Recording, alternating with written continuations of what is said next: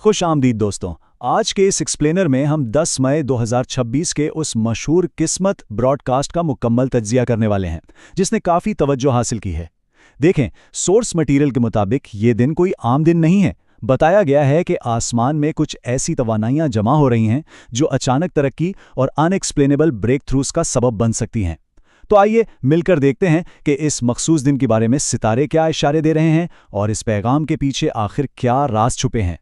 अच्छे, तो जल्दी से इस एक्सप्लेनर का आगाज करते हैं। हम इस तज्जिए को 4 अहम हिस्सों में देखेंगे। पहला, शताभिषा और इतवार का कनेक्शन। दूसरा, सूरज और राहु के असरात।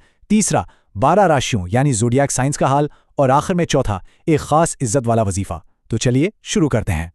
शुरू करते हैं अपने पहले हिस्से से, जहां शताभिषा और इतवार के दिन की कायनाती तवानाई का जिक्र किया गया है। तो ब्रॉडकास्ट के मुताबिक 10 मई 2026 को आसमान में शताभिषा नक्षत्र की एनर्जी मौजूद है। इसको बड़ा दिलचस्प नाम दिया गया है, दी 100 फिजिशियंस यानी 100 हकीमों वाला नक्षत्र। यहाँ जो चीज़ सबसे ज़्यादा तवज्जो तलब है वो है इसका निशान। दरअसल इसका निशान एक खाली सर्कल है। अब आमतौर पर खाली सर्कल को लोग कुछ ना होने से जोड़ते हैं, लेकिन कदीम एस्ट्रोलॉजी में इसका मतलब वॉइड या खला नहीं है, बल्कि इसे इन्फिनिट पॉसिबिलिटीज़ यानी लामहदूद इम्कानात के तौर पर लिया जाता है। सोर्स ने बड़ा वाज़े किया है कि अगर कोई पुरानी बीमारी में मुब्तला है या करियर में फंसा हुआ महसूस कर रहा है, तो ये कायनाती तवानाई किसी नए चमत्कार से कम नहीं, जो शिफा और नए रास्तों की तलाश में मददगार हो सकती है। चलिए अब आगे बढ़ते हैं अपने दूसरे हिस्से की तरफ। देखते हैं कि सूरज और राहु के असरात का टेक्नोलॉजी और तरक्की से क्या ताल्लुक बताया गया है। यहाँ सबसे अहम पॉइंट यह है कि इतवार, जो कि जाहिर है सूरज का दिन है, इस पर राहु का नक्षत्र हावी है। सोचिए, आमतौर पर इन्हें मुखालिफ और टकराने वाली ताकतें समझा जाता है, लेकिन सोर्स के मुताबिक इस दिन इनका मिलना एक हैरत अंगेज सिनर्जी पैदा कर रहा है। ब्रॉडकास्ट की पेशगोई के मुताबिक इसका सबसे ज्यादा फायदा ऑनलाइन बिजनेस, रिसर्च, मेडिसिन और सियासत से वाबस्ता अफराद को होगा। यानी इन शोबों में अचानक और छुपी हुई कामयाबियां मिल सकती हैं। इस मखसूस वक्त के लिए सुनहरा और गहरा नारंगी रंग लकी करार दिया गया है।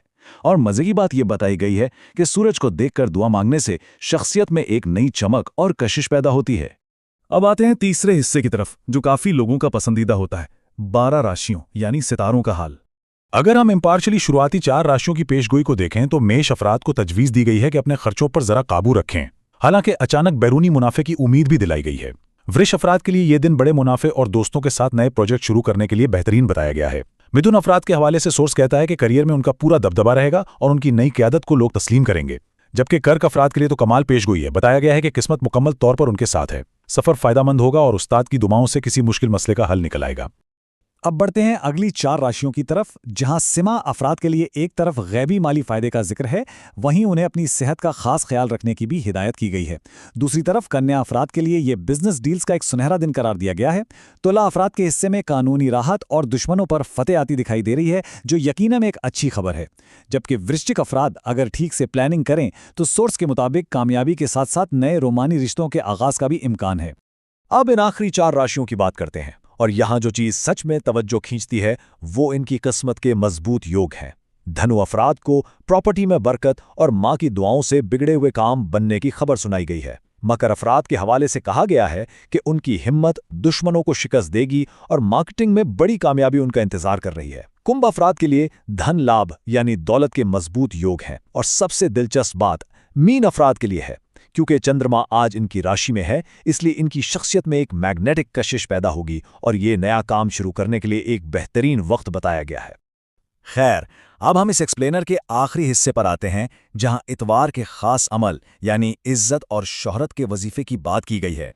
सोर्स ने इस मखसूस वजीफे को इज्जत और शोहरत हासिल करने के लिए पेश किया है। ब्रॉडकास्ट के अल्फाज पर गौर करें तो यहाँ स्टेप्स बिल्कुल वाज़ेह हैं। सबसे पहले 11 मरतबा दुरूद शरीफ पढ़ना है। उसके बाद 100 मरतबा अल्लाह के 2 नाम या मुइज़्ज़ो या राफ़ियू का विर्द करना है। आखिर में आसमान की तरफ देखकर दुआ मांगनी है और अपने ऊपर दम करना है।